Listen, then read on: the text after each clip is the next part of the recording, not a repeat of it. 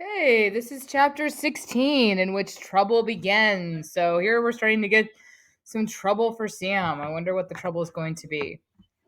I stood in my doorway the 23rd of November, dressed in from head to toe in deerskins. I was lined with rabbit fur. I had mittens and squirrel lined moccasins. I was quite excited by my wardrobe. I whistled and Frightful came to my fist. She eyed me with her silky black eyes and pecked at my suit. Frightful, I said, this is not food. It is my new suit. Please don't eat it. She peeped softly, fluffed her feathers, and looked gently toward the meadow. You are beautiful too, Frightful, I said, and I touched the slate gray feathers of her back. Very gently, I stroked the jet black ones that came down from her eyes. Those beautiful marks gave her much of her superb dignity. In a sense, she had also come into a new suit. Her plumage had changed during the autumn, and she was breathtaking. Breathtaking means she just looks beautiful, right? I walked to the spring and we looked in. I saw us quite clearly, and there was no longer any frogs to plop in the water and break the mirror with circles and ripples. Frightful, I said, as I turned and twisted and looked. We would be quite handsome if it were not for my hair. I need another haircut. I did the best job I was able to do with the penknife. I made a mental note to make a hat to cover the stray ends. Then I did something which took me by surprise. I smelled the clean air of November, turned once more to see how the back of my suit looked, and walked down the mountain. I stepped over the stream on the stones. I walked to the road. Before I could talk myself out of it, I was on my way to town. As I walked down the road, I kept pretending I was going to the library, but it was Sunday and I knew the library was closed. I tethered Frightful just outside town on a stump. I didn't want to attract any attention. Kicking stones as I went and whistling, I walked to the main intersection of town, as if I came every Sunday. I saw the drugstore and began to walk faster, for I was beginning to sense that I was not exactly what everyone saw every day. Eyes were upon me longer than they were needed to be. By the time I got to the drugstore, I was running. I slipped in and went to the magazine stand. I picked up a comic book and began to read. Footsteps came toward me. Below the bottom pictures, I saw a pair of pants and a saddle shoes. One shoe went tap, tap. The feet did sort of a hop step, and I watched them walk to the other side of me. Tap, tap again. A hop step, and the shoes and pants circled me. Then came the voice. Well, if it isn't Daniel Boone. I looked into the face about the age of my own, into a face about the age of my own, but a little more puppyish, I thought. It had the same coloring, brown eyes, brown hair, a bigger nose than mine, and more ears, but a very assured face. I said, well, I grinned because it had been a long time since I had seen a young man my age. The young man didn't answer. He simply took my sleeve between his fingers and examined it closely. Did you chew it yourself? He asked. I looked at the spot he was examining and said, well, no, I pounded it on a rock there, but I did have to chew it a bit around the neck. It stuck me. We looked at each other then. I wanted to say something, but didn't know where to begin. He picked up my sleeve again.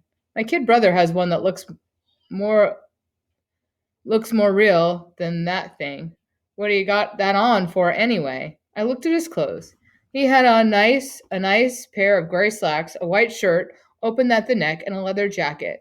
I looked at these things. I found my voice. Well, I'd rip anything like you have on to pieces in about a week. He didn't answer. He walked around me again.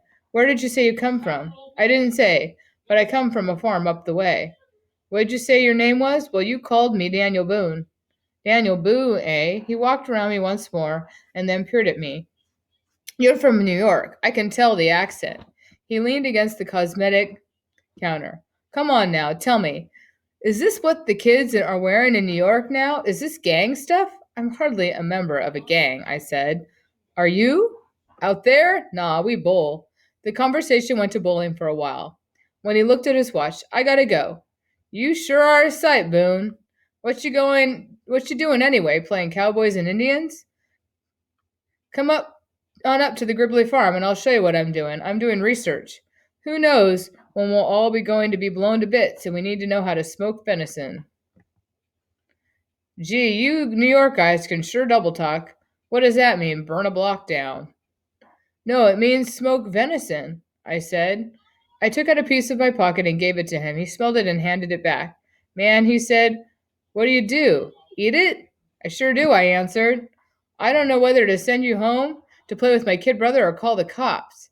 He shrugged his shoulder and repeated that he had to go, and as he left, he called back, "The Gribbly Farm? Yes, come on up if you can find it." I browsed through some magazines until the clerk got anxious to sell me something, and then I wandered out. Most of the people were in church. I wandered around the town to the back and back to the road. It was nice to see people again. At the outskirts of town, a little boy came bursting out of the house with his shoes off, and his mother came bursting out after him. I caught the little fellow by the arm and held him until his mother picked him up and took him back. As she went up to the steps, she stopped and looked at me. She stepped toward the door and then walked back a few steps and looked at me again. I began to feel conspicuous and took the road to my mountain. Conspicuous means sort of um, like, sort of like everybody's noticing you, right? As I passed the little old strawberry lady's house, I almost went in, and then something told me to go home. I frowned Frightful, untied her, stroked her creamy best feathers, and spoke to her. "Frightful, I made a friend today. Do you think that is what I had in mind all the time?" The bird whispered. I was feeling sad when we kicked up the leaves and started home through the forest. On the other hand, I was glad I had met Mr. Jacket, as I called him. I never asked his name. I had liked him, although we hadn't I had liked him, although we hadn't even had a fight. All the best friends I had, I always fought. Then I got to like them after the wounds healed. The afternoon darkened. The nuthatches had been clinking around, and the trees were silent. The chickadees had vanished. A single crow called from the edge of the road. There were no insects singing, and no catbirds, no orioles, or vireos, or robins. Frightful, I said, "It is winter. It is winter, and I have forgotten to do a terribly important thing: stack up a big woodpile." The stupidity of this sent Mr. Jacket right out of my mind, and I bolted down the valley to my mountain. Frightful flapped to keep her balance. As I crossed the stones to my mountain trail, I said to that bird, "Sometimes I wonder if I will make it till spring." So he went to. So if let's go back and just talk about the key events before I stop reading for today. So in the beginning, so its trouble began. So do we know the trouble yet? I don't think we actually do know the trouble yet, right? Because but something in this chapter is going to sort of start something that might happen in the next chapter or two. So in the beginning, he looks at himself, he's admiring his suit, and he's looking at himself in the spring, and he decides to go to town, right? He decides to go, and I think really though we sort of see that Sam is sort of missing human contact in this chapter. So in the beginning, he decides he's going to go to town, and he comes into town, and he goes into the drugstore. People are looking at him strangely, right? And then he meets a boy, and he talks with the boy, and he invites the boy back up to the Gribbly farm. And then basically at the end of the chapter, he starts thinking about how he's got to cut wood and get ready. But I think the whole point of this chapter was that he's really he's feeling lonely, right? He's missing people, right? He's just missing human contact. And that's it for today. So go ahead and go write your summary.